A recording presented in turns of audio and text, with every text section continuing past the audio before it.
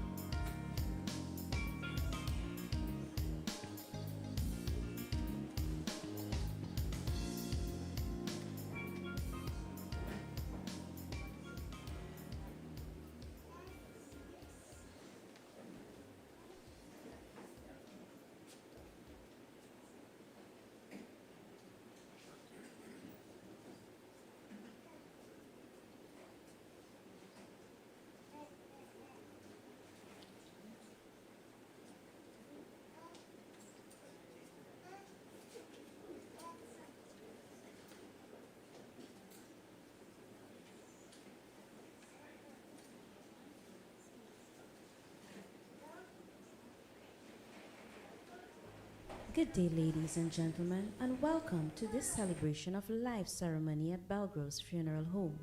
Please note that our washrooms are located to the north on your immediate left as you exit the building. Also, please take this opportunity to switch off or place your cell phones on silent. In the event of an emergency, an alarm will sound and an official of Belgroves Funeral Home will direct you to the nearest exit towards the muster point. The exits are clearly marked, one through the back, you turn right leading through the main entrance, and one to the south immediately outside the chapel and to the left. Our muster point is located to the northwest end of the car park near the Hindu Gardens. No emergency drills are planned for today. In the unlikely event of an emergency, please remain calm. Exit the building using the nearest exit doors and head towards the muster point. At the muster point, please check to see that everyone in your party is present and immediately inform a Belgroves official if anyone is missing. Please note that all Belgroves officials are easily identified by the company's ID badge. If for any reason you find yourself in need of any assistance, please do not hesitate to call on us. Thank you for your attention.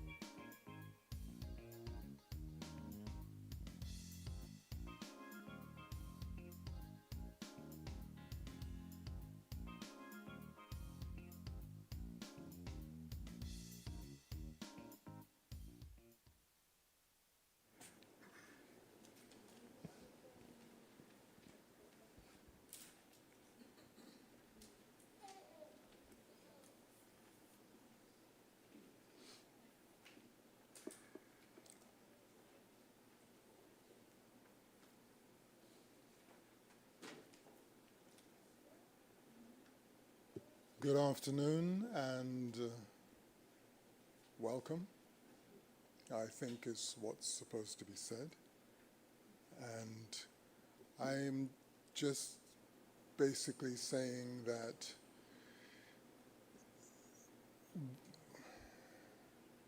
what am I saying? Right, that we have about a very short space of time in the broadest sense of the universe and in the sense of the space in where we are now. And Barbara and I spoke a lot about death and dying many, many years ago. And we agreed what we wanted to happen as we transitioned. So what would our funerals be like? We spoke about that about 15 years ago. So what is happening during this hour and 45 minutes or so is essentially what we spoke about. There are a few differences, and one of them is that that was before live streaming of funerals and stuff. And so the intimacy of talking about things, I'm sure Barbara wouldn't want me to share certain things that will be on the internet for a good period of time. So those things will be left out, and we can talk about that afterwards. And of course, YouTube with its copyright stuff. There's a song, and those of you who know, I wonder if you know who that song would be by, the artist. I wonder if you know. But as you may have guessed, the song will not be able to be played because YouTube will take the video down. So we're going to do a little bit of jiggling right at the end to ensure that that part of her wish is maintained. Right? So there'll be a little bit of stuff happening. So what you will hopefully get out of this, and not an apology, but just an awareness that a lot of people wanted to come. We actually planned to rent the other chapel, and then it was clear that it's probably better that who can come, and because a lot of people in different parts of the world wanted to get involved, so that's why the live streaming is really there. So I'm going to step away from here and take a seat with two people who chose us as their parents, and thank you very much, the two of you. And I'm going to ask a youngish man who I have known for about 46 years, and Barbara has known for 36, 37 years, Vijay Saddle, to manage the flow, because I'm not sure that I will be very good at that at this point in time. So, Vijay, if you would please, thank you.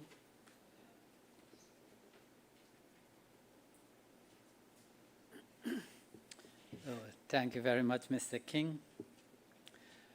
Ladies and gentlemen, we are gathered here today to venerate the life of Mrs. Barbara King. She left us 2 weeks ago, as you all know, on July the 6th, having lived an altruistic life of her 70 years. So I ask you at this time to join me in silence, if everyone can stand.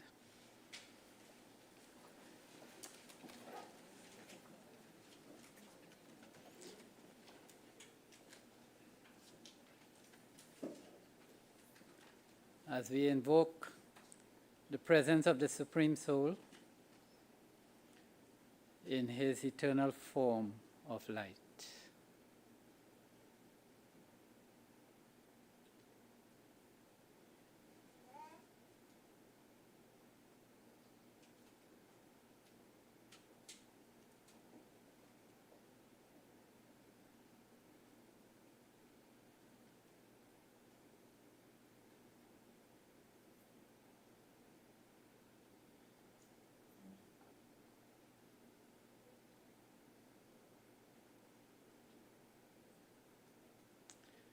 And also to remember and invoke the soul of Barbara King, that she may be a witness to today's proceedings in her costume of light.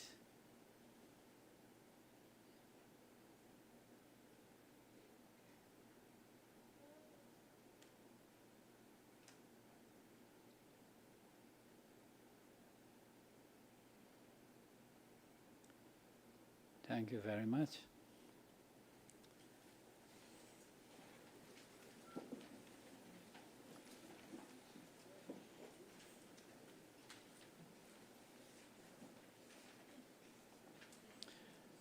The first time that I flew on an airplane, it was in the early 80s. I went to Barbados, and there I met Sister Barbara. I was impressed by her quiet spirit and her refined mannerisms. I heard she lived in England.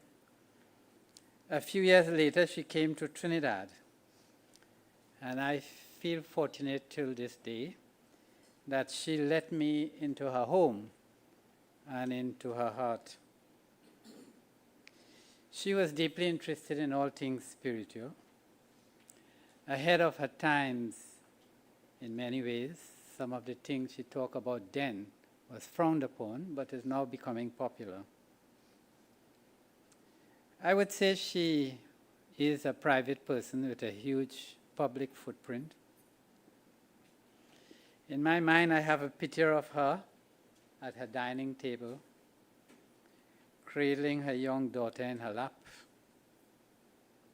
I'm not sure which one. While she was sitting with us, leading a philosophical discussion And while she had that maturity, at that time I could hardly grasp what she was saying. But over the years, I have learned to understand and appreciate the depth of her understanding. So this is the Barbara that we have come to honor here today, that we have come to recognize to some degree the time that she spent with us. So I want to begin with 3 of her lifelong friends who were involved in varying degrees in the various projects she had, including her parenting initiative. They themselves went on to create their own NGOs. And so I'd like to invite to the podium Ms. Marina Torres, Ms. Dorian Porter, and Ms. Marilyn Robb.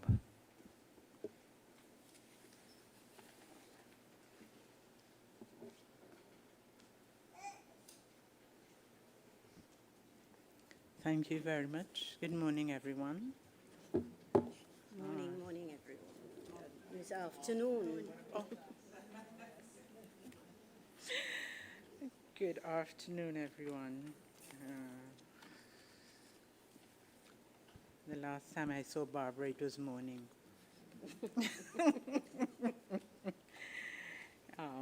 Well, I should say the last time I saw her in the body. So we are going to do a tribute of sorts to Barbara. We will read a psalm that we feel speaks to her spirit and her things that she has done on this earth. The seed, this psalm, for if you're interested, Psalm 65, the seed that falls on good ground will yield a fruitful harvest. You have visited the land and watered it. Greatly have you enriched it. God's watercourses are filled. You have prepared the green. Thus have you prepared the land, drenching its furrows, breaking up its clods, softening it with showers, blessing its yield. You have crowned the year with your bounty, and your paths overflow with a rich harvest. The untilled meadows overflow with it, and rejoicing clothes the hills.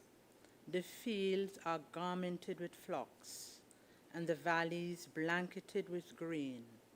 They shout and sing for joy. Marilyn?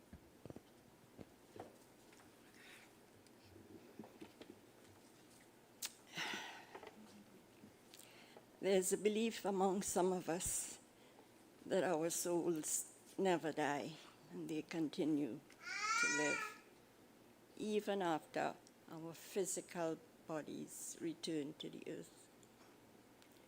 This to me is a comforting thought because it helps me to think that Barbara's soul will always be with us. And that's a good thing, because Barbara's soul is, was, and will always be the most gentle, patient, loving soul that we all had joy to experience for varying lengths of time.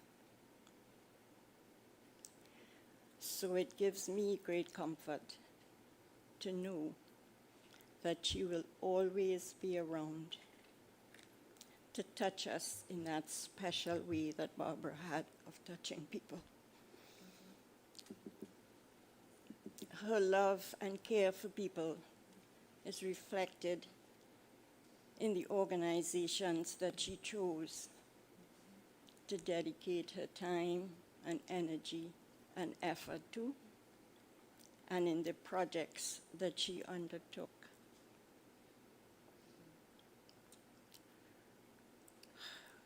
I just want to see the line that says, the seed that falls on good ground will yield a fruitful harvest. That is who Barbara was. And today I stand here and consider myself part of that fruitful harvest.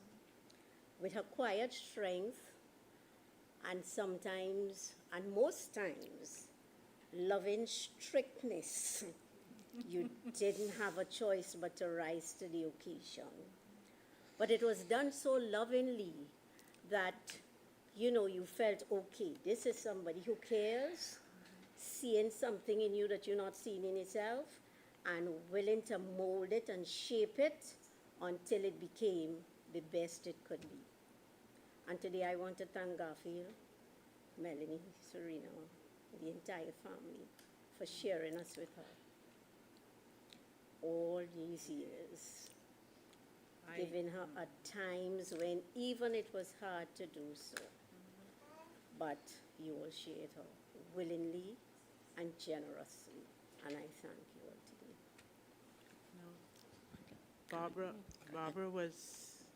Barbara is our sister. I can't use words. She's still with us. This morning I was dressing and she made me take off a top. It had me sweating. Why am I sweating? The AC on, the fan on. Take off the top. You're not wearing that top. And I thought it represented her, and she said, take it off. But that's the spirit in which we operated. We felt each other, we knew each other. There were things that we were discussing in this past year, Barbara, Marlin, and I. So we didn't plan to be here. But she left us with a lot. She left us with a beautiful spirit and soul. She lived with us for 30 plus years. We lived with each other. Our children grew up with each other. And we really supported and cared for each other. And I thank you, as Dorian says, Barbara, for allowing her to be available to us. She contributed not just to the society, but she contributed to each of us in our growth. And I think we all try to do that for each other. And she has left us with a very rich legacy. And we thank God for that. And we know that she's at peace. We know.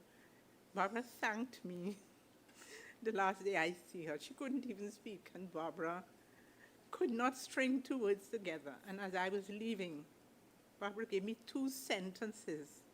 Serena and I looked at her in shock of thanking me, and I thought, why are you thanking me? Of course I love you.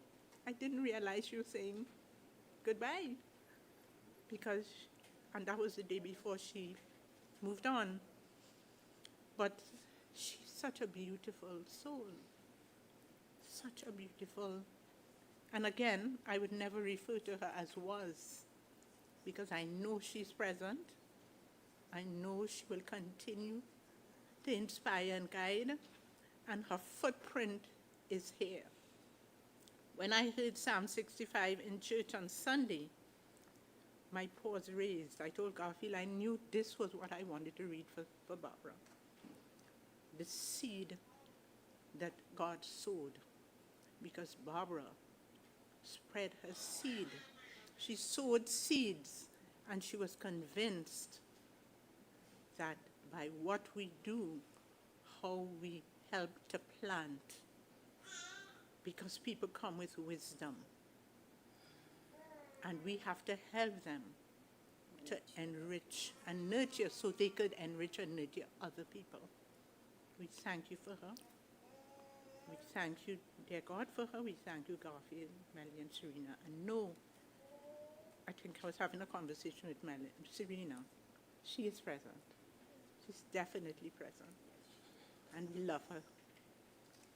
I liked what Vijay said about invoking her presence here today, because I believe she is present. I said to her, I want you to experience the love we have for you and the wonderful things we want to say for you. If we didn't say it before, but I think we did. We always did, right? Yes. So thank you very much. Say something else? Yes, go ahead. Yeah. I think Barbara's primary objective was to make sure and support everybody to live their best life. And I think the best way that we could honor Barbara's life is to continue her work in whatever way that we can. So, even though our hearts are full of grief and loss, we get to continue feeling Barbara's soul touching us all the time. So, my dear Barbara, my sister friend, as we say goodbye for now, it is with the wish that you will forever dance with those angels until we meet again. And I have to say, Barbara knew exactly what she was doing every step of the way. And in those last years, when Barbara decided to become an end-of-life doula, I know just what she was doing. But as Marina said, she was supposed to be our doula. She wasn't supposed to die before us. But we'll forgive you, Barbara, because we love you. But Marilyn, I'll tell you this, the last thing she did with me and a group of friends was a session entitled Loving Life and Living Till Last Laugh. And it was beautiful for all who were there, because they were able to embrace things that they would normally have been afraid of or to talk about. But Barbara always did it in a way that made you feel special, that made you feel good, that made you feel free to move on. Thank you so much. Thank you. Yes, and blessings to the family. You are all always in our hearts.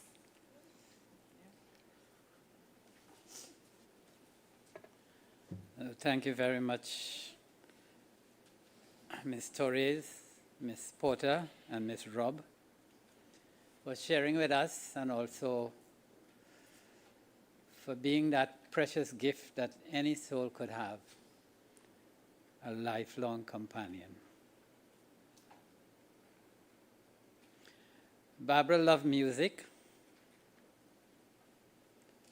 and one of her favorite people is here to present a song one last time for her special friend. So I'd like to invite Colleen Davis to the microphone.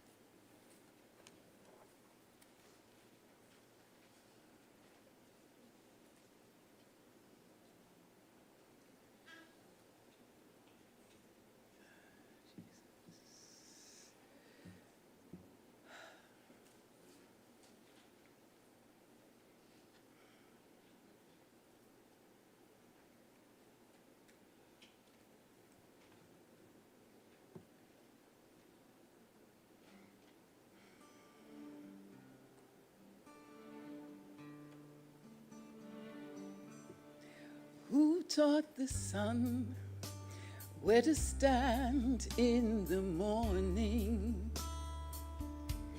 And who taught the ocean you can only come this far? And who showed the moon where to hide till evening? Whose words alone can catch a falling star? Well, I know my Redeemer lives. I know my Redeemer lives. Let all creation testify, let this life within me cry. I know my Redeemer lives.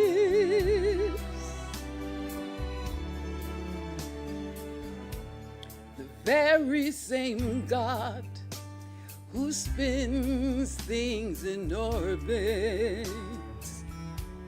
He runs to the weary, the worn, and the weak, and the same gentle hands that hold me when I'm broken, they conquer death to bring me victory.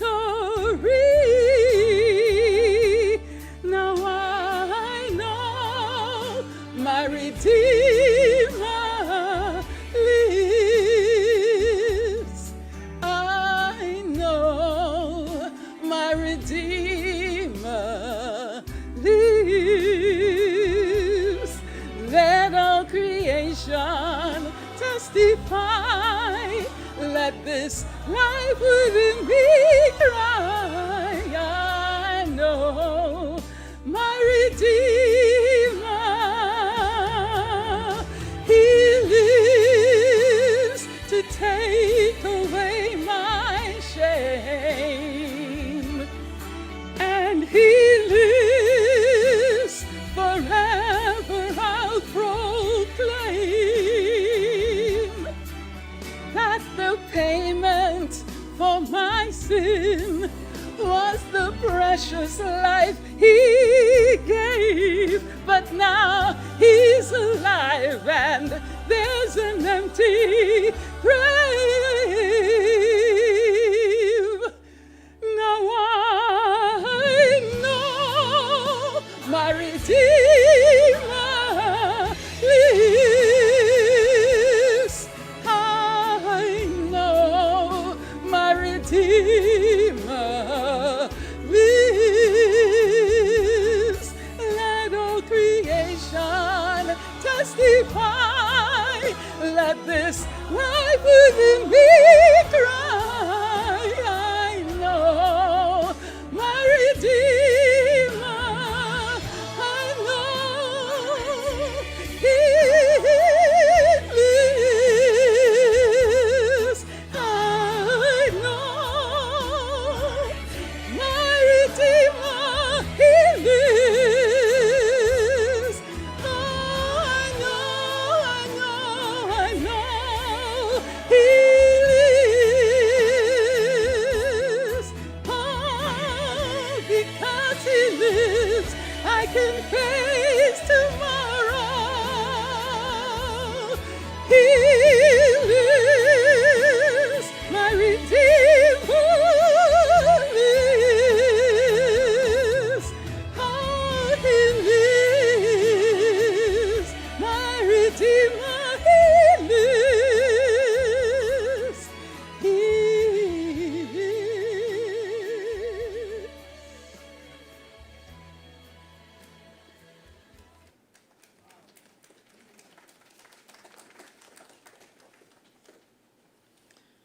Thank you so much, Ms. Davis, for lending your voice on this sacred occasion and bringing hope into our heart by reminding us that the Redeemer lives. In the course of time,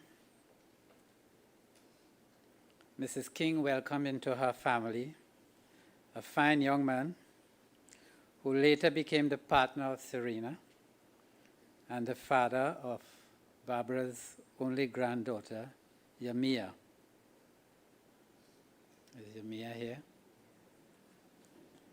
So I'd like to invite at this point to the front Mr. Ian Batiste to share some of his experiences with Barbara.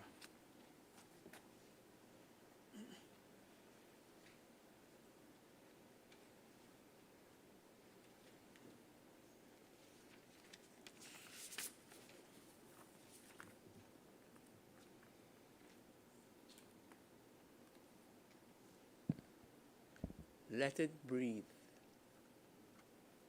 It will all be okay. These are not my words.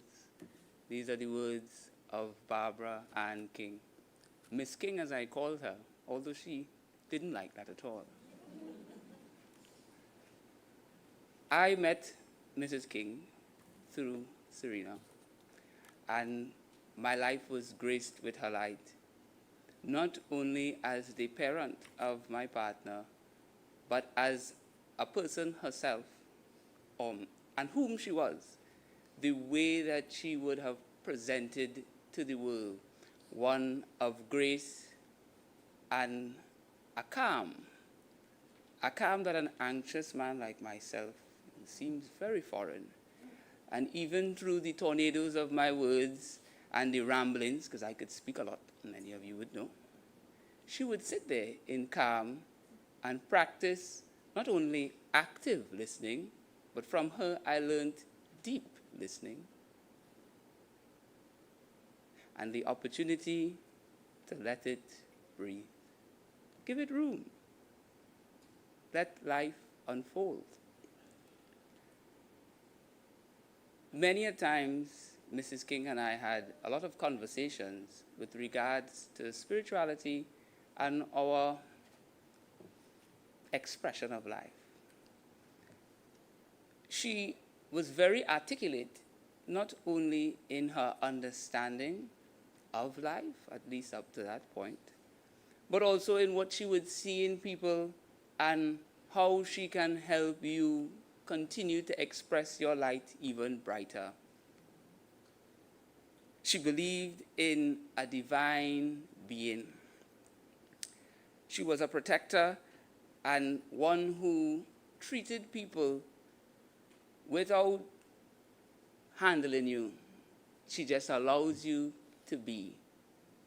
An inspiration to me, simply because I was always trying to be somebody, and maybe that is not who I was. And she was able to see right through me, and through that, give me continuous guidance, not only in me becoming a better version of myself, but becoming better at contributing to the world. As we all know, even before she became a death doula, she was supporting others through life's transitions. I was often very inspired by her expression, her calm, her resilience, and even sometimes in the darkest times, in the strongest winds, the ability to still hold that flame bright. She was somebody who communicated very consciously with a profound statement, who am I, this soul in this body? In exploring that is where we get all of the colors of expression, and she was never biased to one color more than the other. She would actually help you in uncovering your expression of other colors. One of the most inspiring things that she would have ever asked me, and that I still ask to this day, is how could I have delivered that line differently? How could I have delivered that line differently? How could I have delivered that line differently? And in my continuous exploration of becoming a better public speaker and leader to my community, Ms. King was extremely inspirational with that one profound question. Because my anxiety kept me indulgent, and I always thought what I was doing was best. And through her light, I was able to see that I indeed can deliver that line differently. She was a strong believer in frequencies and energy, something that I was very early into entering, and helped me to completely understand what does it mean to let it breathe. My heart is beating, and I'm anxious, so I'm breathing quickly. But through her calm, even in my anxious state, she taught me how to let it breathe. How do I use the breath of life to empower my expression? she would often ask questions about my passions, because she was very interested in speaking with young people and younger persons to always help them where they are misunderstood, as well as to empower them to carry on the flame. She supported me in every turn, every step, and every moment that I was with her. And I am forever grateful for Barbara Ann King, for she supported me through my life's transitions. And I do hope that we all understand that in our hearts, even though grief may lay there now, a little bit of her flame is also there. And we shall take it with us every day, every moment, and smile brightly, because she was a positive.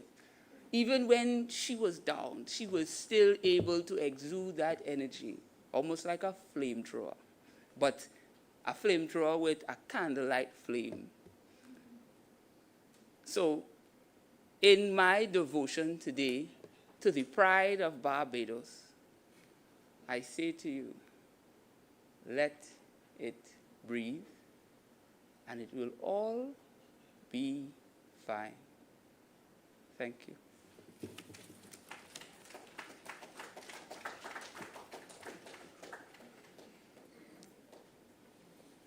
Thank you, Mr. Batiste. Your words seem to be beyond your youth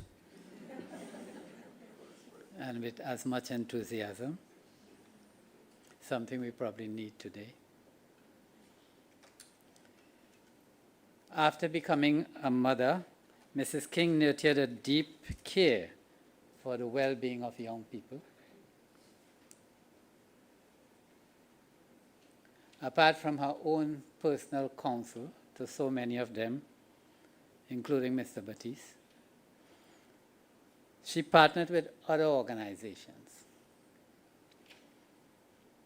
And so it's my pleasure to now invite Mr. Emtima Solwazi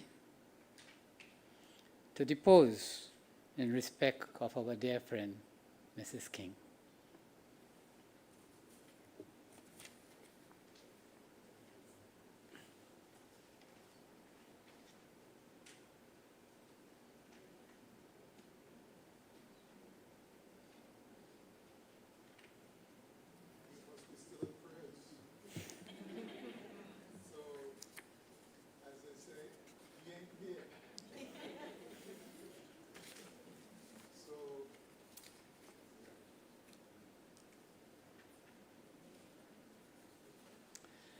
So we shift to the family. Many, of course, they are not able to be here. As many of you are aware, although Barbara was born in Barbados, she lived in England, she lived in Trinidad, and she considered herself very much a Caribbean person. She had friends all around the world, and her family probably equally scattered. Even though they are not here, or they probably could not be here, they wanted to be part of this occasion.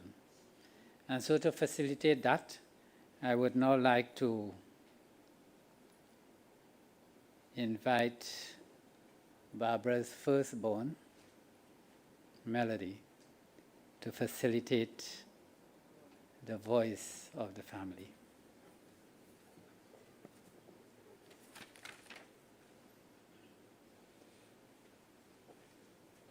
Hi. So, first we have Barbara's brother, Barbara's younger brother, Jeffrey, delivering a message from the UK. Hello, my name's Jeffrey. Hello, my name's Jeffrey. I'm Barbara's baby brother. Words are hard to come by at this time, and I find it very hard to express how I feel emotional for my sister, and I would like to just pinpoint a few things that I remember that in my life she was there and around to give me good advice and comfort me in moments I needed. Well, it all began when I came to the UK. Well, our mum left us in Barbados with our grandmother and came to England to look for a better life for us. She sent for Barbara first, and Barbara came over, obviously leaving me back with my grandmother, enjoying myself in Barbados, running around. I was carefree, happy, till the day came when I was 6 years old, and my grandmother put me on a plane and sent me to England. Wow, what a shock when I got here.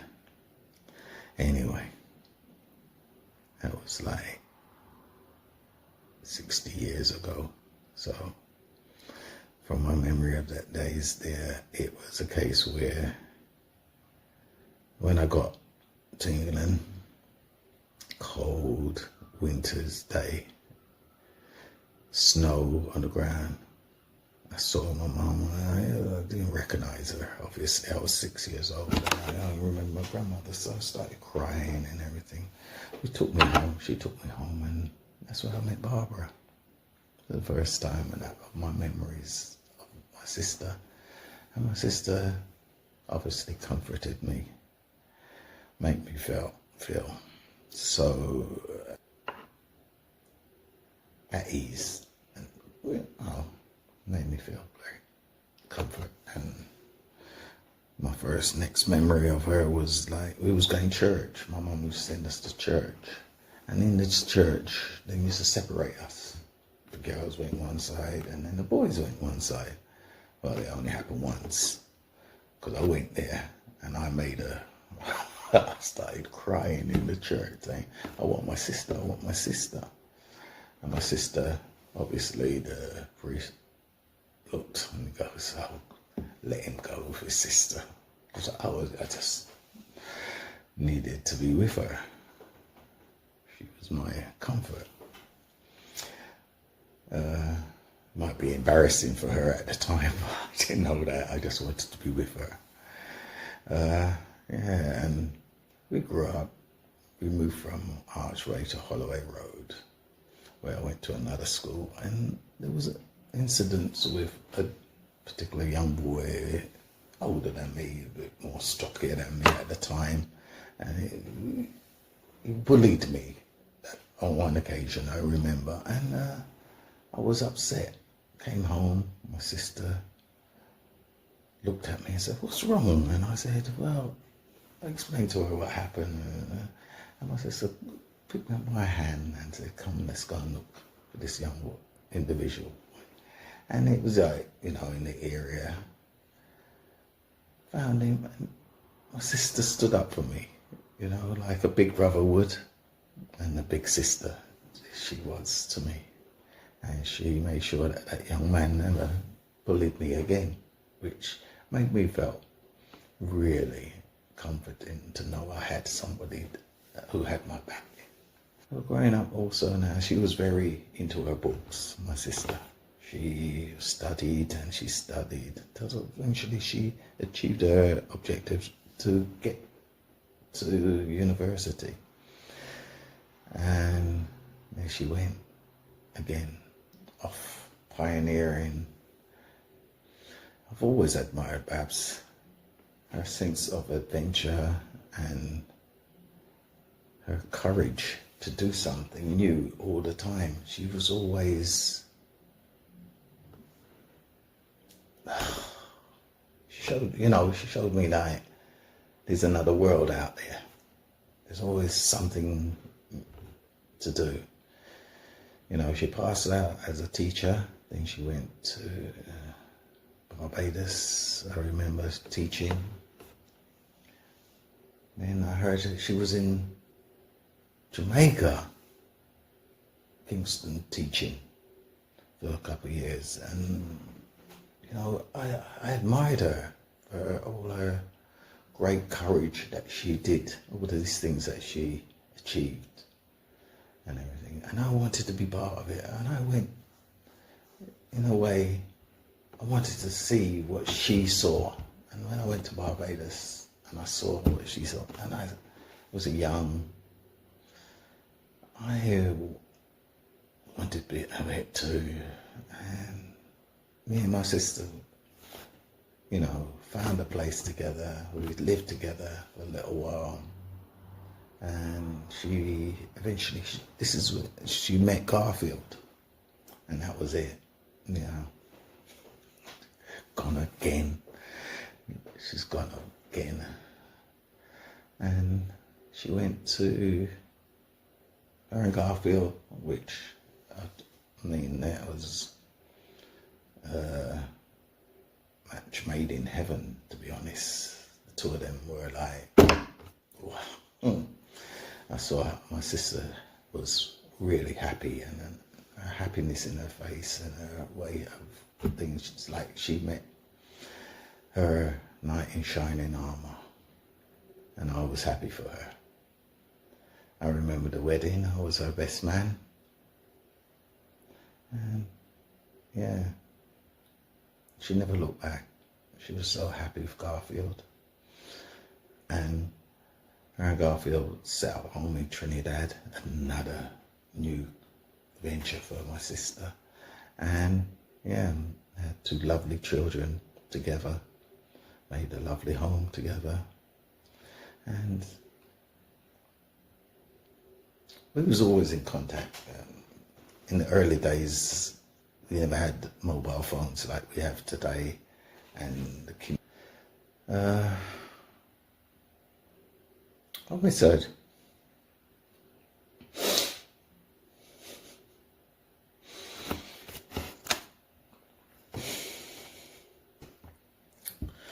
Excuse me. I will. It's my sister dearly.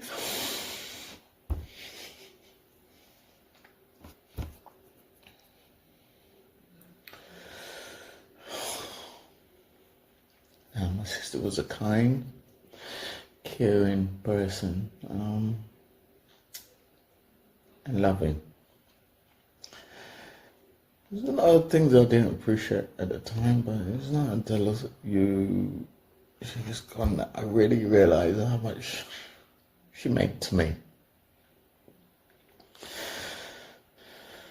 But knowing that she was with her knight in shining armor made it easier to know that she was looked after and she was good. I love you, Barbara. Always will. You live. Love you. You take care. Say hello to Mum for us.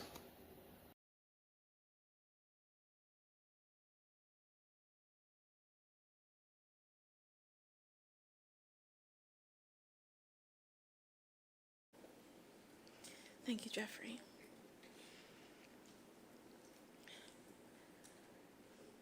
Yeah, and now we have a video from her nephew, Jeffrey's son, Jay Smith.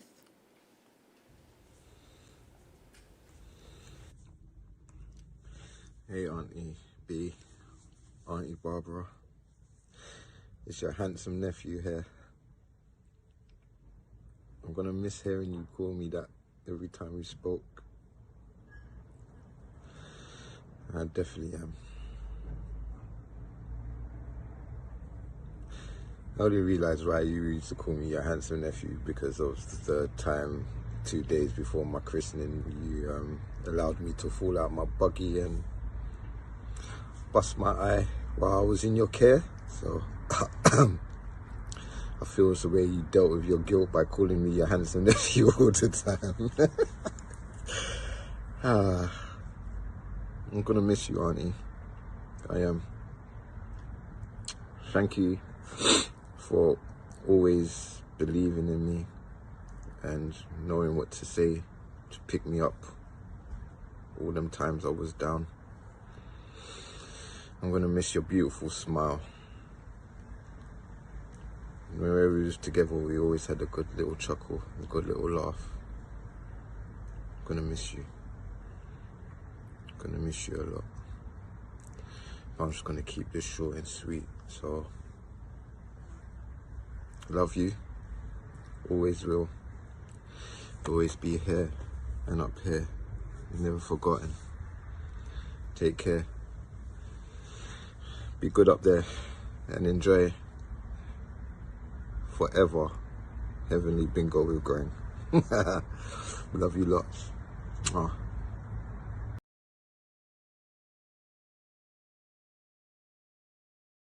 We have a video from her niece, Jay's sister, Nayoka Allen. Auntie Barbara. To Auntie Barbara. We didn't speak often, but when we did, it was the best. I'd come away from the conversation feeling so refreshed and understood. You carried this calm aura around with you at all times. It was beautiful. It was admirable. In your presence, you felt nothing but love, support. The unwavering kindness, patience, and wisdom that you shared with us all is something that will be truly cherished and treasured. And although your absence is a space we cannot fill, your light remains woven into our memories and carried within our hearts. So today, we remember you not only with sadness, but with deep gratitude for all the love that you gave. May your spirit continue to guide us, reminding us to live kindly, love deeply, and cherish every moment we are given. We're going to miss you so much, Auntie Barbara. Rest in eternal peace. We love you.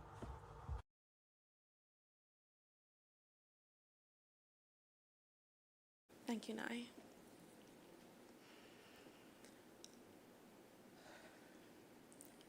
Barbara's cousin, Olivia, who lives in Barbados, sent a message for us to read out on her behalf. Pictured here. My name is Olivia, and I am Auntie Barbara's little cousin. I call her Auntie Barbara because, you know, being from the Caribbean, respectfully, because she's an older cousin. You have to call her Auntie. When I was younger, I looked forward so much to seeing Auntie when she visited. We grew up in the country, so we'd always take these long walks together. Even when I was younger, her presence exuded a calmness and a peace which made everyone around her feel safe and at ease to be themselves. Proven in her ability to make you think deeply and reflect by the end of any conversation. As I got older, I appreciated that about her even more. The last time we spent together was when her mom passed, and we would just sit and talk about the simple things in life, which we appreciated. Her love for her husband and her children was unquestionable, and her granddaughter brought even more joy into her life. As I reflect on our journey together, I realize most of our conversations naturally were centered around family and what brought us peace and joy. We even used to do a family tree.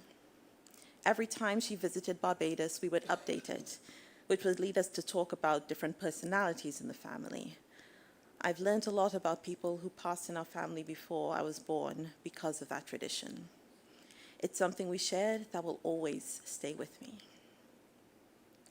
Her physical absence will be felt deeply for the rest of our lives.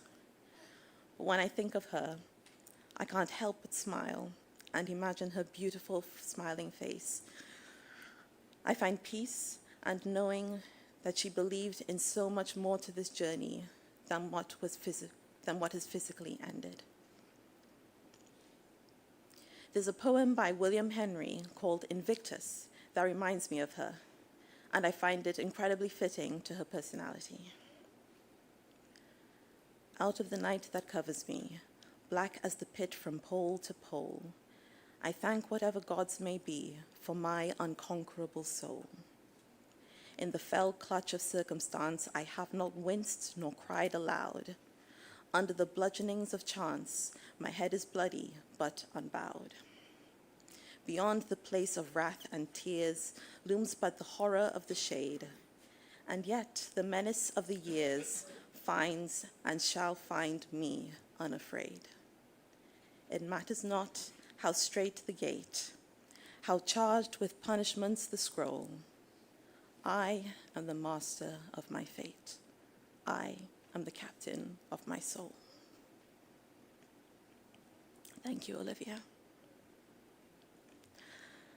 And last, we have a piece from a young woman that Barbara supported through many phases of her life. Crystal Lewis, who has written a book and has presented this acknowledgement to Barbara. Crystal says, "You've been a part of my life since I was a teenager. Since then, you have somehow always resurfaced at every milestone, every major change, every turning point in my life. Always supportive, always encouraging, thought-provoking, always present in just the right moment, gently reminding me of a simple truth. I already know the answer. It is within me." Thank you, Crystal.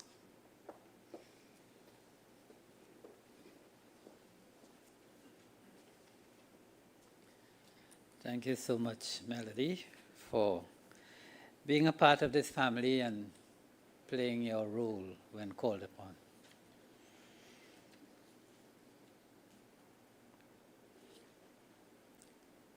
I got the good news that Mr. Mtima Solwazi is here. Are you present, sir? Thank you very much for coming. May we indulge your presence, sir, to come to the mic and to share for 5 minutes on behalf of Barbara. Sorry. Yes, good afternoon, everyone. As you obvious, I came from Juma, and they're not part of my 5 minutes, eh? And interestingly, the sermon today was about death and inheritance. And then one of the announcements they made today is that, because we're obviously the Catholic Church, there's a funeral next door, so when you finish, move your cars very fast. And I said, that's too much death for one day. The world is very busy in preparation for an eventful weekend. Venues are secured. Food and drinks are being arranged. Friends are being confirmed. And high-speed internet is being obtained. Anticipation is rife as the world prepares for the third-place playoff and, of course, the finals. On Sunday, there will be one winner. History will not celebrate the first runner-up, nor will they remember who came third. Today, we are here to celebrate the life of a woman who will be remembered for her qualifying appearance up until her final performance. Hi, as introduced, I am Mtima Solwazi, and I am here to celebrate with you the life of Barbara King. Death is not the opposite of life. It is part of life. The month of July has always been very special to me. But this year, 2026, it holds great significance. Barbara was and remains a remarkable woman. Her life was the epitome of service to humanity. Many of us knew her as a child and parent educator. To some, she was the parenting titty lady. Later on in life, she became known for her death cafe and as one of 3 death doulas in Trinidad and Tobago. A professional end-of-life doula is a non-medical companion who provides personalized and compassionate support. Barbara's life was always about providing personalized and compassionate support. To Roots Foundation, she was a mother and a grandmother wrapped together like a pastel, with or without reasons. She trained us, she inspired us, she motivated us, she mentored me, and she counseled me. Outside of supporting us through the anger mastery training and preparing us to inspire and motivate an audience through the Sparks public speaking and communication sessions, Barbara was that voice on the other end of the line, that response to a text message, and that reply to an email. Why does July 2026 hold great significant importance to me? I celebrated my 54th birthday yesterday, 16th of July. And on the 4th of July, my wife and I celebrated our 22nd anniversary. This month, I delivered the featured address at 3 generations. One at a primary school graduation, preparing those infants for big school. The other at a primary school graduation, preparing those children for secondary school. And the last at a youth development program graduation, preparing those adolescents for the world of work. When Garfield called and asked that I speak to celebrate Barbara's relationship with us, I didn't hesitate to say yes. As I began to prepare, it dawned on me, each graduation represents a generational period in our life. Despite I never accepted Barbara's invitation to the Death Cafe, it was never intentional, I now see the wisdom in her podcast, Life, My Birthday, Death, Her Transition, and everything in between, the graduations. On her official doula profile page, she was asked, "What is your dream for your practice or doulas in general?" Her response, "My big, bold dream is to collaborate with various sectors to have trained end-of-life doulas accessible in every community in Trinidad and Tobago." I am M. Timos Solwazi. I am here to celebrate with you the life of Barbara King. Death is not the opposite of life. It is part of life. That's my time, 5 minutes. Thank you.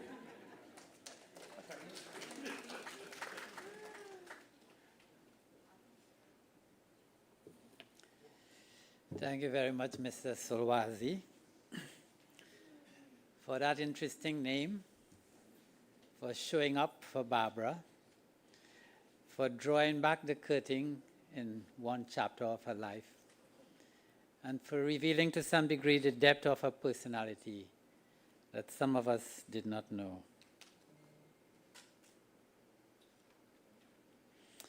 As I said before, Barbara loved music. She loved the music of Raymond Edwards. He is a broadcaster in Trinidad.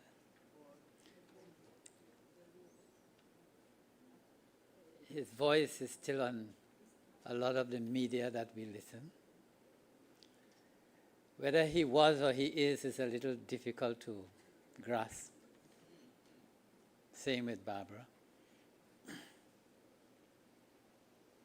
She spoke about him.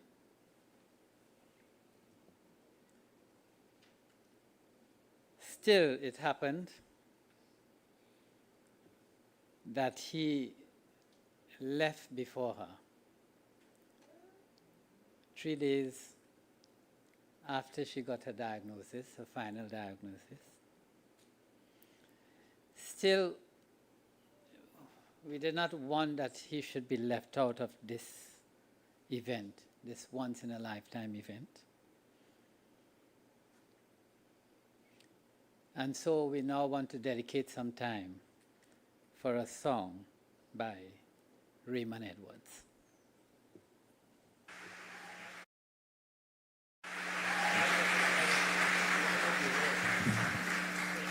And over the years, you tend to find certain songs that somehow they just seem to have been written just for you.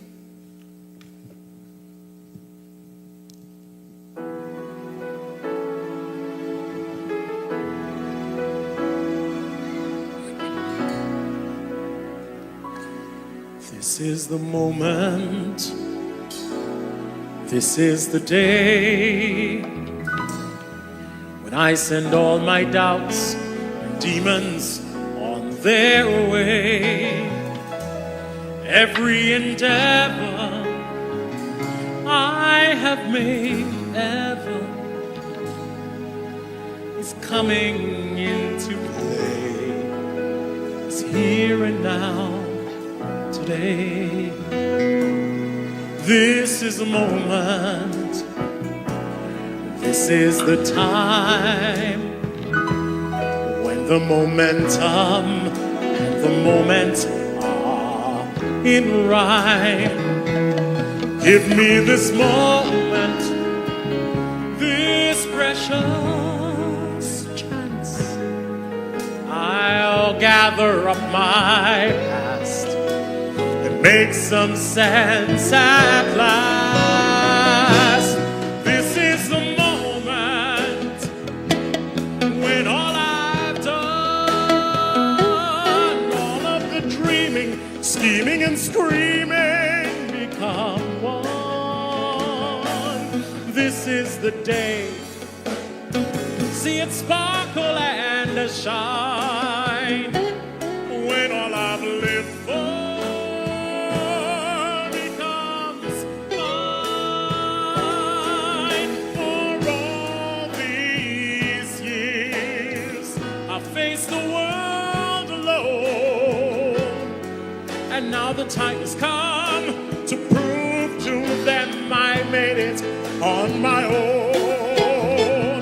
This is the moment, my final test. Destiny beckoned, I never reckoned second best. I won't look down, I must not fall. This is the moment, the sweetest moment of them all. This is the moment, damn all the odds, to stay or never, I'll sit forever with the gods. When I look back, I will always recall, moment for moment, this was the moment, the greatest moment of them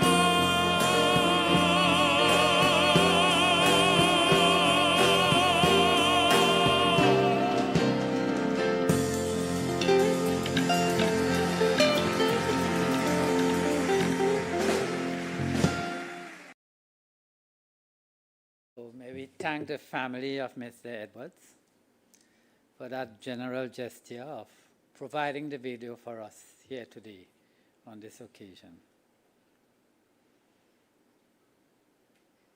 I believe, I might be wrong, but I believe that we have an octogenarian in our presence, probably the patriarch of the King's family at the moment.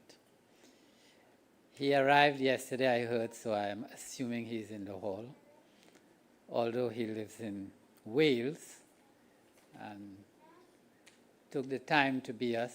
So for that, I thank you, sir. And I'd like to invite Mr. Hollis King to come forward and to share with us on the life of your sister-in-law, Mrs. Barbara King.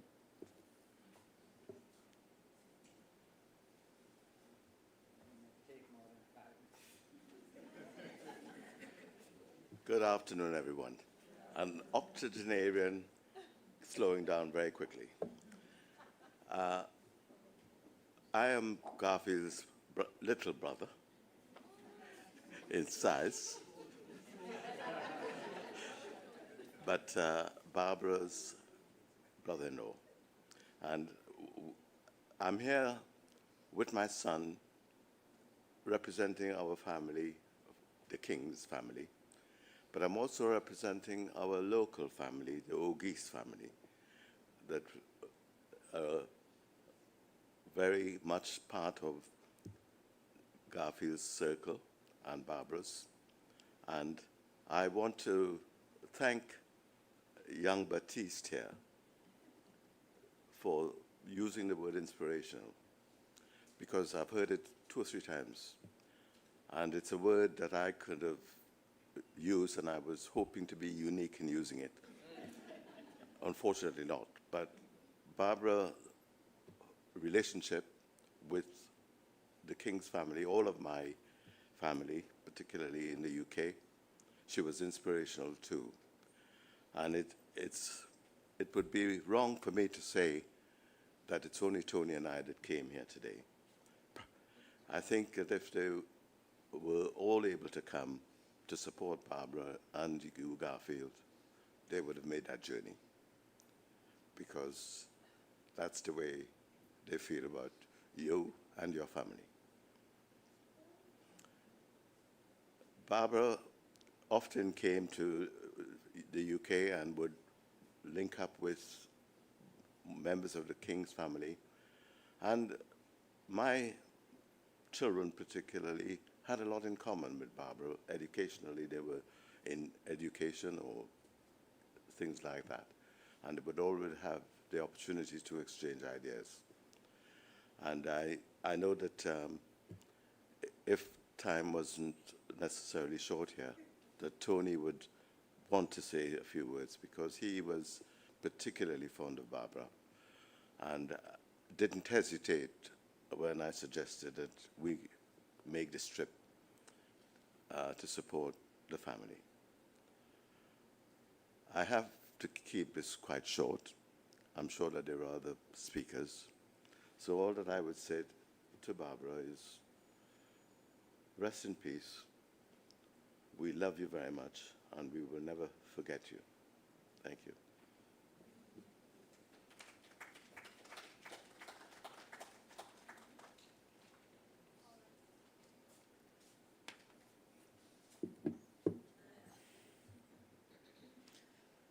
So, given, Mr. King, that you were generous in your time, may we invite your son then to come and...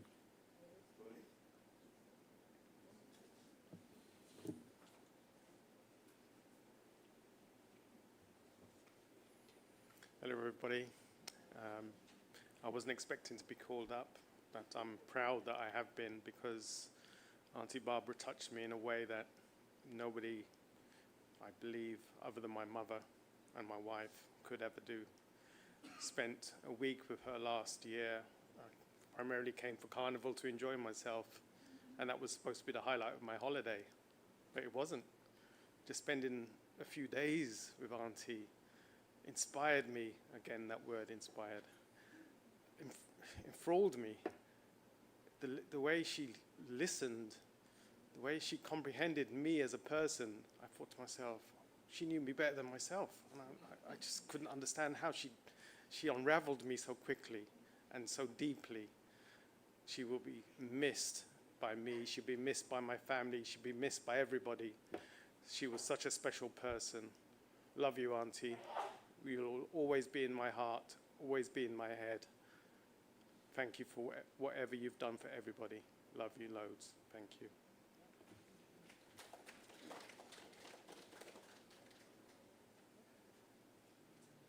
Thank you very much, Sir Hollis, for your inspiring sharing. It is inspiring to us, the depth of your feelings and your sentiments. As you can see, ladies and gentlemen, our eulogy is coming in parts, maybe chapters, 1, 2, 3. So we now move to another part of the eulogy, if we can term it like that. And I would now like to request the two lovely daughters of the King family, Melody and Serena, to come forward and present their parts of the presentations. We don't have any time limit for you nice ladies, but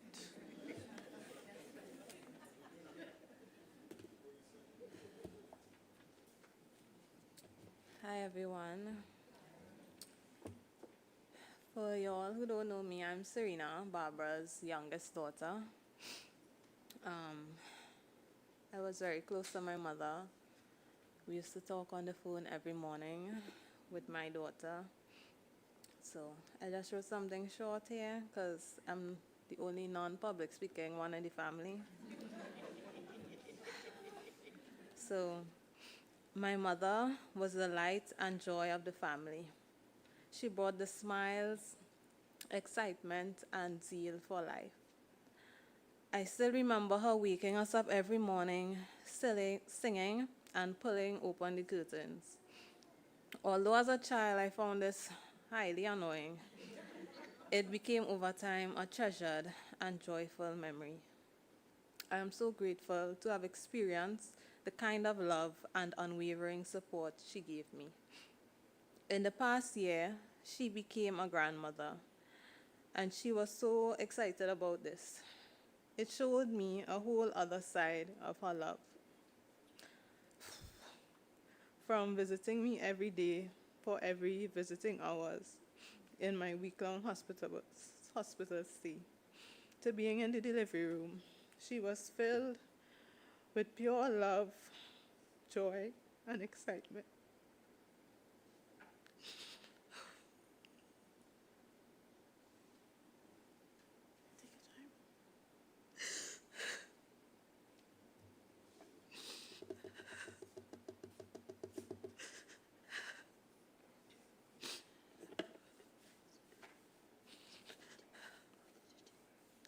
She poured this love into everything, making sheets for the crib, crafting toys, sewing me pillows and pillowcases. She was overjoyed to be a grandmother. Every minute she spent with Yamaya, she had the biggest smile on her face. I will always tell my daughter of the immense love her grandmother has for her, and she will know through me. I will carry on the love she showed me, the singing, the support, the endless love and affection. All the good things in me are just a fraction of her greatness. I am grateful to have loved Barbara. I am glad that I could hold her in my arms as she took her last breath, and I know that she knew how much I loved her. If reincarnation is real, I hope that I meet you in the next mummy and every life after that, because one life truly was not enough.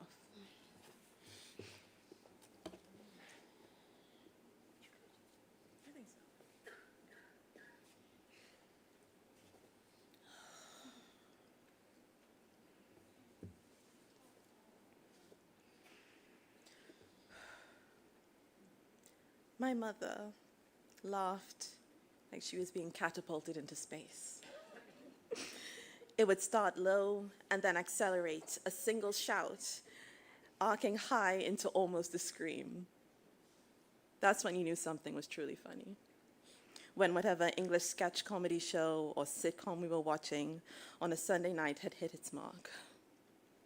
She laughed loud and easily. And as I got older, I sought out the cracks in language where I could twist the sounds of words, deliberately misconstrue meanings, to be silly, just like in those comedies, to catch her off guard and make her laugh. Her joy flooded our home and our lives. Barbara modeled creativity and inventiveness. As Serena said, she was sewing sheets, making pillows.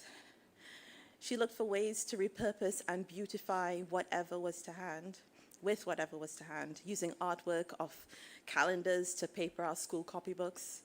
And many of us would have seen the butterfly background she created for her desk. She was a master of collages, doodling, crafting, painting, learning new and unique creative ways to express herself. In addition to the fantastic work she did with people and communities, I consider her creativity an extension of that tenacity to act on what she believed in, to be as authentic to herself and her purpose as she could. It's something that is so, so brave, and it's one of the things I am immensely proud of her for. Barbara, I loved getting to know you as adults. experiencing the world together, sharing curiosities and learnings, sharing our different experiences of England as I moved there, where she grew up, where she was educated. Even though our experiences were separated by 30 years, the comparisons, the stories, the saying one tube station, and it opened up a wealth of memories for her that both she and my dad would share with me. I felt that we made a solid team in times of stress. I poured the lessons she consciously taught and behaviors she modeled about being calm, listening, supporting. I took those things and I poured them back to her. The time she spent with me when her mom passed, that was a time I felt that I could repay her for all those lessons that she taught me. As is the way, you get older and become really aware of how other adults have been parented. You can compare and contrast and reflect on what attitudes and what parenting approaches defined your childhood. And I see that what defined ours was love. In spades, in bucketfuls, by the gallon. She told us, she showed us, she sang it to us. I love you. She showed those clear expressions of affection so readily, hugs and touches and words. But love also imbued those less obvious acts. Asking questions about your interests, listening, sharing her time, her kind and persistent pushing when she saw your spark. She did not shy away from showing how deeply she cared. She openly, unabashedly loved. And she's inspired me to do the same. Such parenting isn't as common as I would have thought. And I know her mission was to change that on a grand scale. But she certainly achieved it in this little unit. Barbara Ann with an E, Critchlow King. I love you.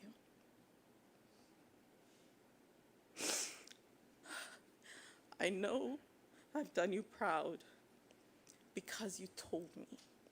You always told me.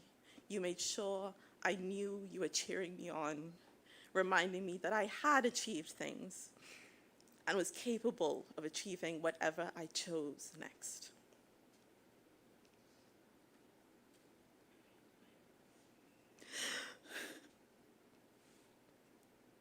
I will miss your hugs. I will miss sharing what fascinated us in the week gone past on our video calls across the ocean. I will miss the rhythms of your laugh. And I'll carry you with me always, always, always. From me, from everyone you knew, from the world at large, thank you for being here. And thank you for being you.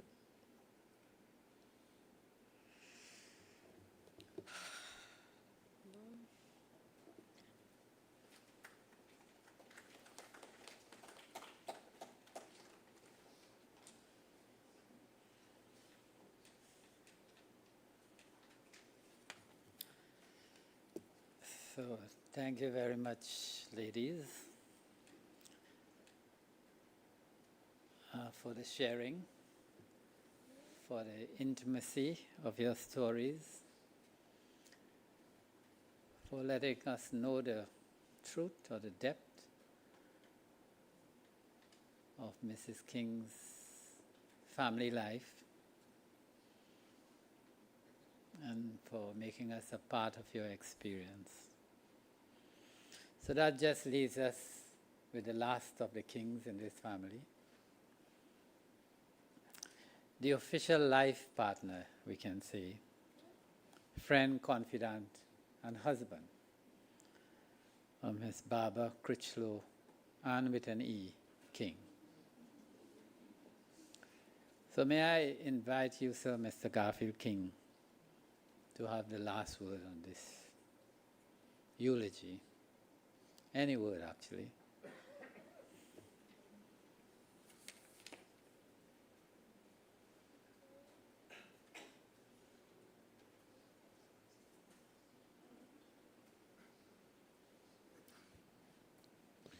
Thank you very much.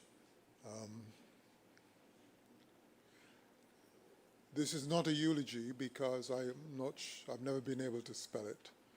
And so, and Barbara Wood is saying, Garfield, this is not a performance. Just talk to the people. That's a little difficult, but I'll try. Having heard the sharing of everyone, I want to say thank you so much. It moves me greatly, and I will try my best not to, I'll better move this closer. I'll try my best not to use too many of these. But essentially, I just wanted to share a couple of things that some of you may not know of. Those of you who are here physically, and those of you who are watching, I'm assuming you're also physical, but you're not in this room. So the thing is that many people don't, I think, get that Barbara, yes, her spirituality and all of these things, but it emerged from something very deep. And that depth is her understanding or her quest, her journeying to embrace the universality of human existence, that we are all part of something greater that we just can't even really perceive. But we're all connected. We're all part of something. And whether I believe this faith or that religion, none of that ultimately matters. There is one something bigger than all of us. And to get access to that is what makes this thing a continuation. And some of you may, just let me give a quick background. I was born here in Trinidad and Tobago. I went to England when I was 4 years old. Barbara was born in Barbados, went to England when she was 6. She eventually moved to a road called St. Anne's Road, at the top of the road. And I used to go to school at the bottom of that road, St. Ignatius School, and then St. Ignatius College, Jesuit school. So we didn't meet, I don't think. But then later on, she was still living at the top of St. Anne's Road, Tottenham, and I used to go to a pub at the bottom of that road called the Flower Pot. And I was in a band, and I used to play music in that pub at the bottom of the road, and she was living at the top of the road. And then when the school moved the train to Enfield, the train that I had to get on to get to school, 2 years later, she was traveling on that train to go to university. And then I returned to Trinidad in 1980, and she returned to Barbados in 1981. And then I was involved in an organization, the Brahma Kumari's Raj Yoga organization, for a number of years. And she got involved in that. And I was here, and then I was asked to go to Barbados. So I went to Barbados and was trying to see what I could do. And she walked into the room. And then we met, and we became friends. That would have been about 42 years ago. And we became friends. And then eventually we realized that there was a transition in life. And some of that transition, we figured, well, we have a lot in common, so maybe see what happens. Moving right along, 36 years, and so yeah, we were married for about 36 odd years, was it? Yeah, something like that. So that was very pleasant. But what I really want to get across here is Barbara has this thing about it doesn't matter ultimately who you are, but it's the understanding that there's the ability to be more than that is within your hands. You have that capacity.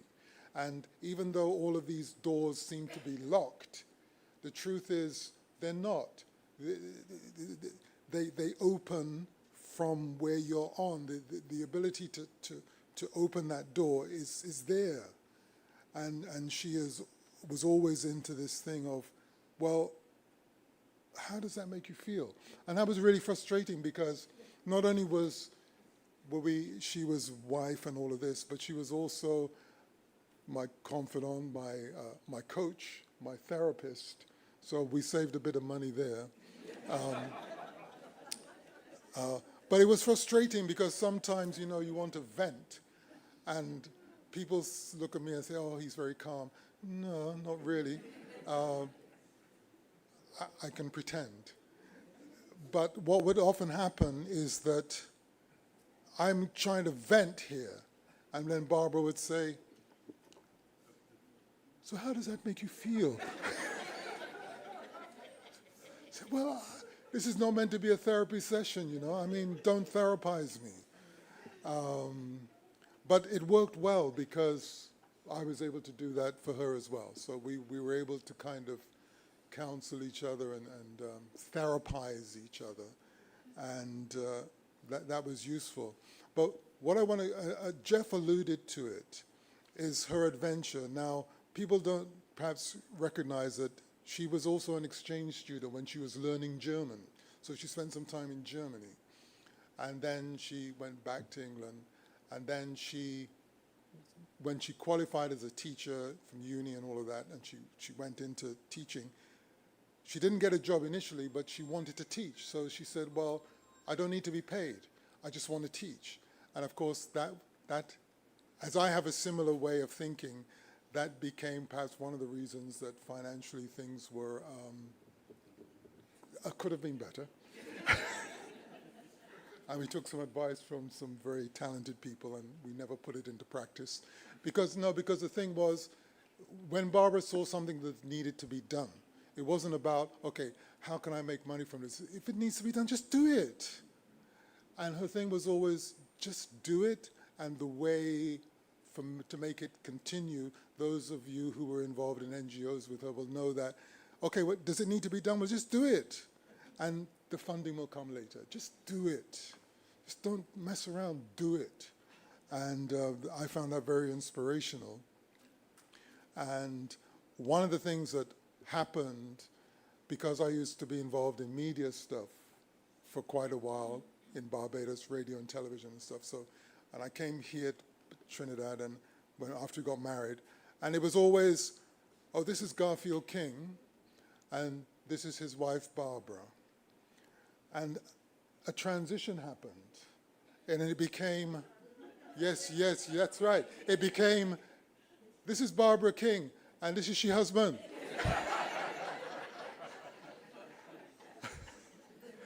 And that was actually really good. That was really good because it allowed people to recognize that she is her own person, totally, absolutely, totally. And there's no question about that, those that knew her. But I think as well, when she went to Jamaica to teach, she actually was teaching for several years special needs children. And that opened up a whole other dimension to the education process for her. And it gave her a particular passion for that level of education. And during, I think, our stint with the BK organization, there was a project called Global Cooperation for a Better World. And within that, there was the teaching of facilitation. And she realized that teaching facilitation is better. Allowing people to get to the point on their own, recognizing that they already have it. And your responsibility is just to help them bring it out. They have it already. And that became the guideline for her, the facilitation process, always facilitating, allowing people to come to their own understanding on their own terms, in their own way, so that they own it. It's not that, oh, somebody told me. No, you already have it. How can I manifest it? And that was the big thing for me, my learning, especially in those moments, and there were many, when I lost hope. I began to feel, I've been talking on the radio for years, nothing has changed, I'm done, I'm done talking. And what she would always say is that, no, you're not. Part of who you are is that person. That, for some of you may recognize the expression, some of what you are remains that Brother Garfield person, and that person doesn't go anywhere. That is part of your gift, the talent that you've been given. Look at that, nurture it, develop it. So in many ways, Barbara, has 2 daughters, yeah, but also a son, because a lot of it was nurturing me as well. And I don't want people to forget that. A significant part of understanding Barbara's spirituality, she had an affinity, and I'm just revealing this because I know that she wants me to say this, otherwise my tongue would have been tied already. She had this affinity to indigenous cultures. She had this feeling that she had a very close affinity to Native American Indians and the religions of Central and South America, as well as Eastern religions. And then in the last, I think, 5 to 10 years of her life, she got very interested in ancient African religions as well, and explored Hinduism, Buddhism. Her thing was, as I say, what I think made that 360-ness is simply accepting that everybody comes to the source through their own pathways, but it is the oneness that makes the difference, and that we are more alike than we are different.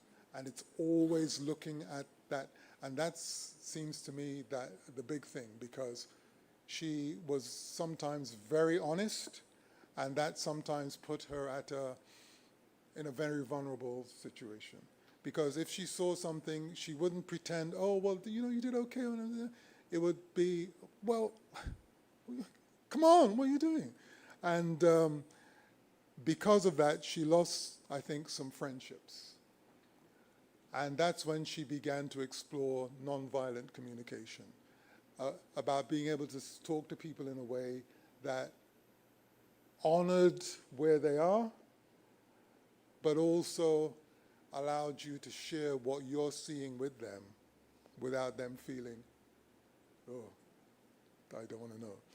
And because she got into that, that introduced me to nonviolent communication, which I'm still a member of, and helped me just become better, I suppose. But a lot of it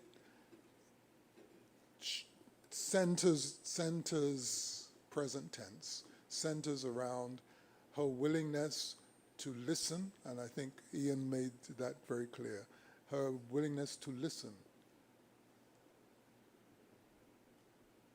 What am I thinking, and why am I talking? Before you open your mouth. Don't open your mouth until you got that, because you get into trouble. And that is a very valuable, very, very valuable thing for me. And any questions? Oh, no, that's a different story. One thing I want to just add here before we close, a little bit of meditation and flower stuff, is there's going to be something happening after we close off in a few minutes. But because of YouTube and its copyright things, what I'm going to ask those of you who are watching this live stream is the song that Barbara wanted to be played. We have to play it. But we don't want the video taken down. So what we're going to do is, this is for those of you who are on the live stream. When you hear the music fade and you're just watching the video, go and look for Stevie Wonder track called As, or Loving You Always, and play it, right? Because YouTube ain't gonna do nothing with you in your home, right? So you can play it so you get the sense of what's really happening here. And that's it. Did I, my time is up? Is it? No, I think so. Thank you. Thank you, everybody.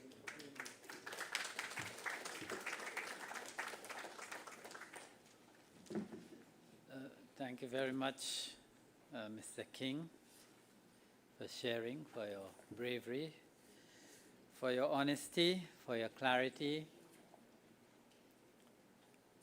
for your focus, for your talent as a public speaker. We are quickly coming to the end of the program. Let me apologize to those many people, at least some of you who are here, who would have liked to speak in this program, but we had some time constraints, and therefore we tried to make it as wide as representational as is possible. So we apologize if you wanted to speak, but that opportunity is not there.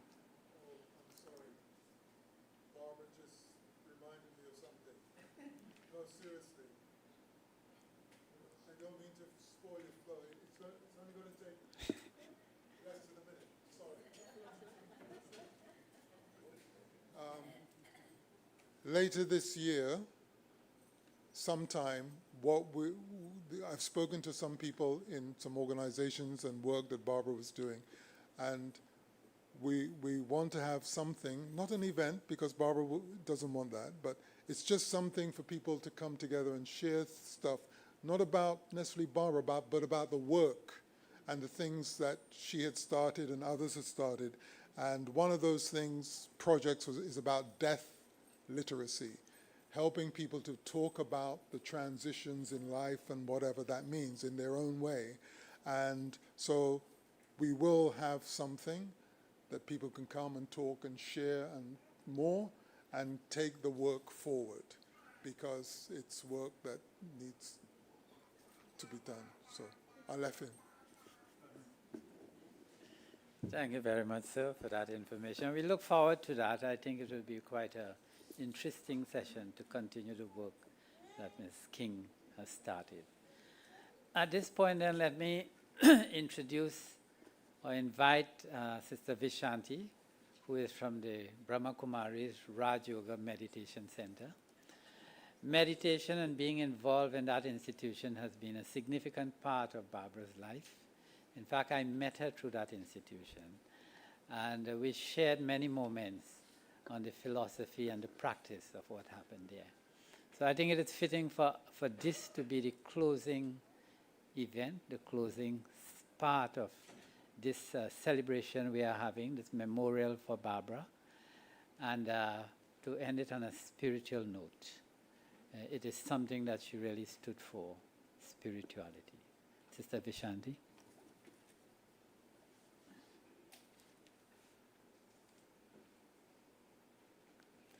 Good afternoon, everyone. So meditation is just really thinking, going within, experiencing your thoughts, and spreading that in the atmosphere. So you can just sit comfortably, relaxed, keeping your eyes open if you like, or closed if you feel more comfortable in that way. And we're going to just breathe. Just breathe in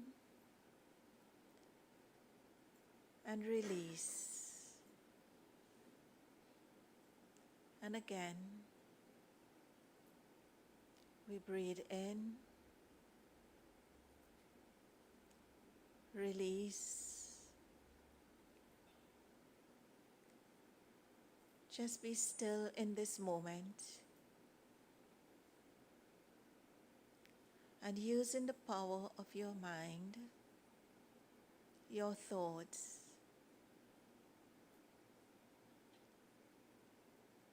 visualize our dear friend, our mother. Visualize Sister Barbara as a beautiful shimmering angel,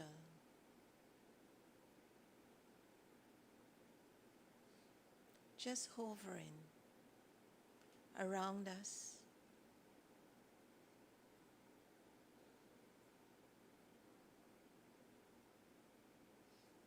And allow yourself to go into that inner part of you that she would have touched, that core, that light, that being.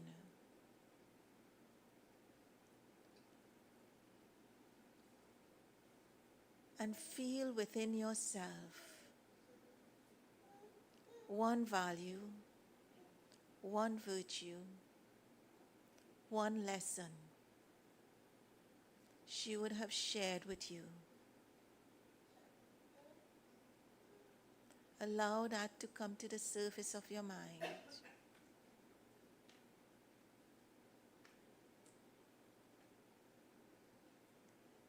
In your mind's eye, looking at her in her perfect angelic form,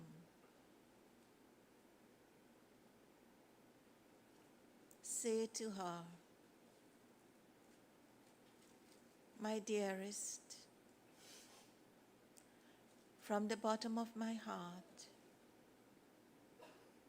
with all my love, I thank you.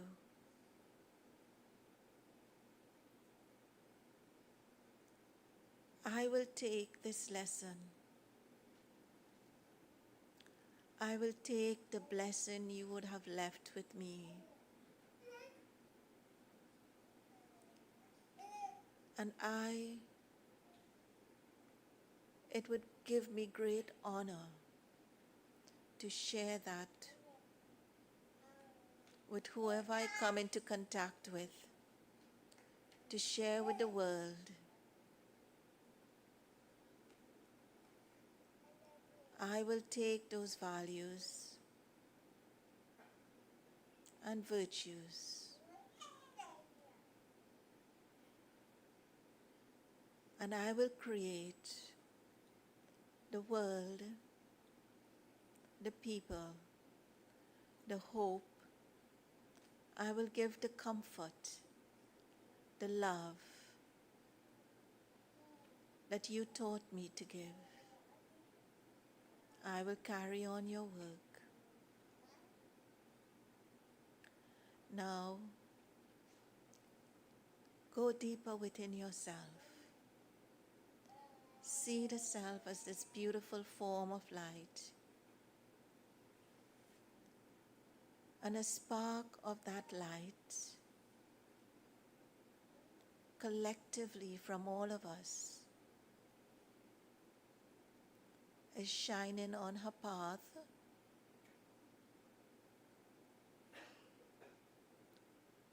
And we allow her to journey to her destination, that beautiful light, the one whom she has so much love for, the Supreme Spirit, the supreme energy. Allow your energy to shine on her path and guide her to her destination. Guide her to the light of God. I take a moment in absolute silence and allow this light to surround her and to guide her so that she can continue the work that she started here. Let us have a moment, a very deep, powerful silence.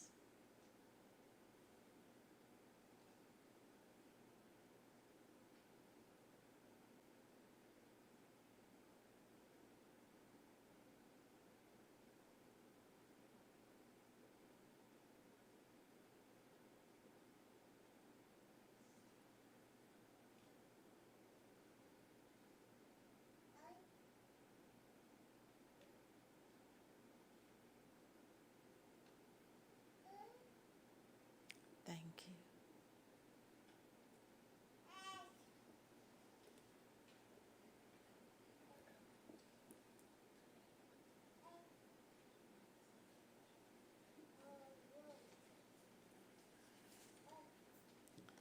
Thank you. Thank you very much, Sister Vishanti, for your inspirations.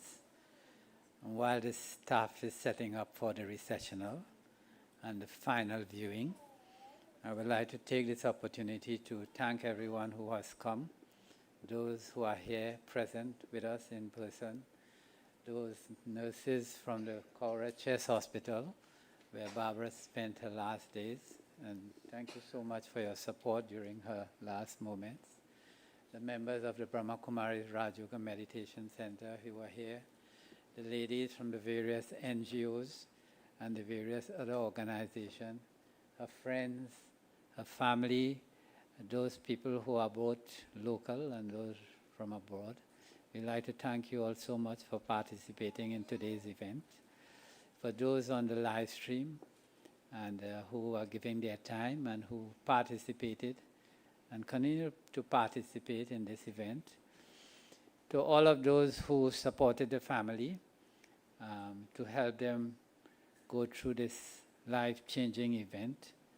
To those who continue to support them, to the outpouring of love and good wishes that came from all around the world, some of it a bit overwhelming, some of it remained unanswered, as the volume was sometimes just too great for them to manage all that came in. But on behalf of the family, we would really like to thank everyone and to appreciate the support on behalf of Barbara that the family has received. So at this point, the last thing we want to do is this final goodbye, this recessional, this last viewing, you might say. And let me ask Sister Melody, you're going to provide some.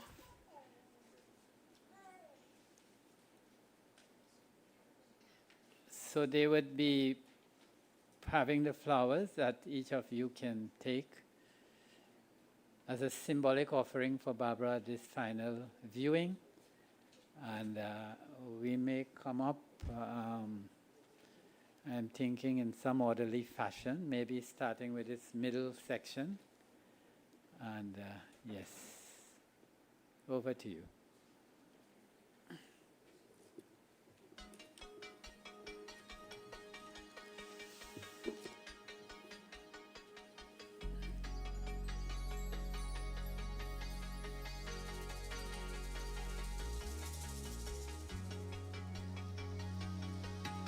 So I think the idea is to feel free to just sprinkle some flower petals in if you wish to.